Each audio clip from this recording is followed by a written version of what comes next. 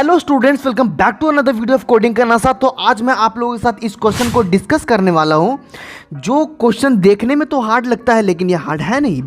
अगर आपको ये क्वेश्चन हार्ड लग रहा है तो आपकी गलती सिर्फ ये होगी कि आप इस क्वेश्चन को स्टार्ट नहीं कर रहे हो। स्टार्ट करने से पहले ही आप इसे गिव अप कर दे रहे हो, देख के ही आप डर जा रहे हो। देख के डरना नहीं है, सीधे सीधे एक एक करके स्टेप बाय स्टेप सॉल्व करना है तो एकदम आसानी से एक क्वेश्चन बन जाएगी। बस कुछ ऑपरेटर्स ही तो है और कुछ है इसमें।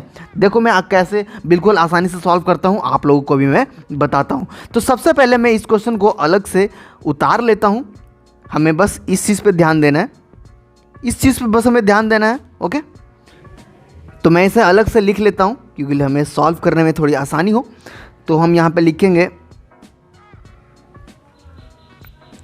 x into y smaller than a plus b और ऑपरेटर c है, ठीक है।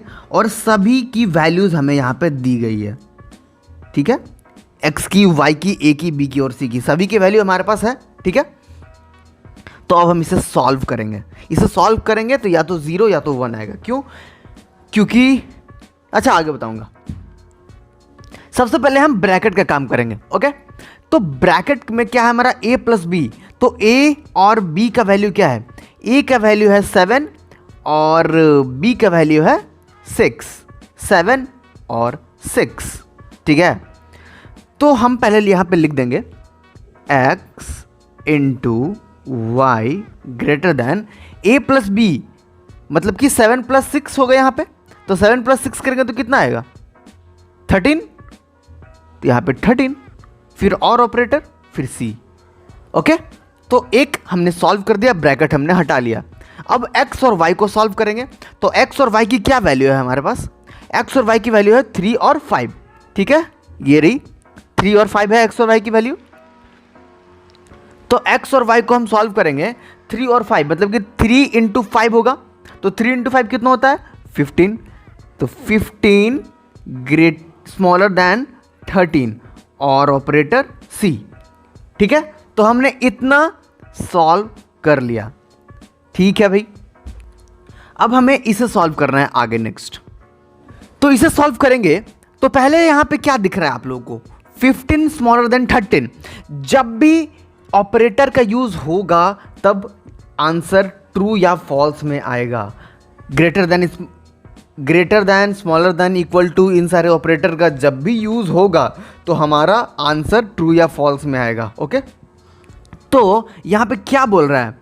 15 स्मॉलर देन 13, तो ये ट्रू है या फॉल्स? 15 को छोटा बता रहा है 13 से, तो ये फॉल्स हुआ ना।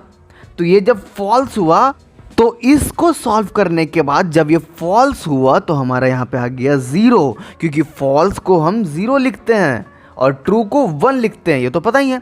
तो ये हमारा सॉल्व हो गया, ठीक है। उसके बाद है और ऑपरेटर और फिर c है। तो c का वैल्यू हम यहाँ पे पहले देख लेते हैं। c का वैल्यू हमारा 2 है। ओके, तो जब c का वैल्यू हमारा 2 है तो यहाँ पे हम c की जगह 2 भी लिख देंगे, तो नो एनी प्रॉब्लम, c की जगह पे 2 आ गया। ओके, अब मैंने आप लोगों को बताया था और ऑपरेटर कैसे वर्क करता है। अगर आपको याद है तो बहुत अच्छी बात है, नहीं याद है तो मैं फिर से एक बार रिपीट कर देता हूं। और ऑपरेटर तब ही ट्रू होगा, समझ गए? और ऑपरेटर में यूज होने वाला एक्सप्रेशन तब ही ट्रू होगा जब हमारा लेफ्ट साइड वाला और राइट साइड वाला दोनों में से कोई या तो एक ट्रू हो या तो दोनों का दोनों ट्रू हो। ये भी ट्रू और ये भी ट्रू, नहीं तो कम से कम एक तो ट्रू होना जरूरी है। ओके, इतना समझ गया? तो यहां पे हम चेक करें कि हमारा कौन सा ट्रू है। सबसे पहले हम 0 को देखेंगे, तो 0 ट्रू है या फॉल्स? ट्रू का तो 1 होता है, यहाँ पे 0 हो गया तो ये तो फॉल्स हो गया। फॉल्स का 0 होता है तो ये तो हमारा फॉल्स हो गया, ठीक है। अब ये क्या है? ये तो ट्रू हो गया।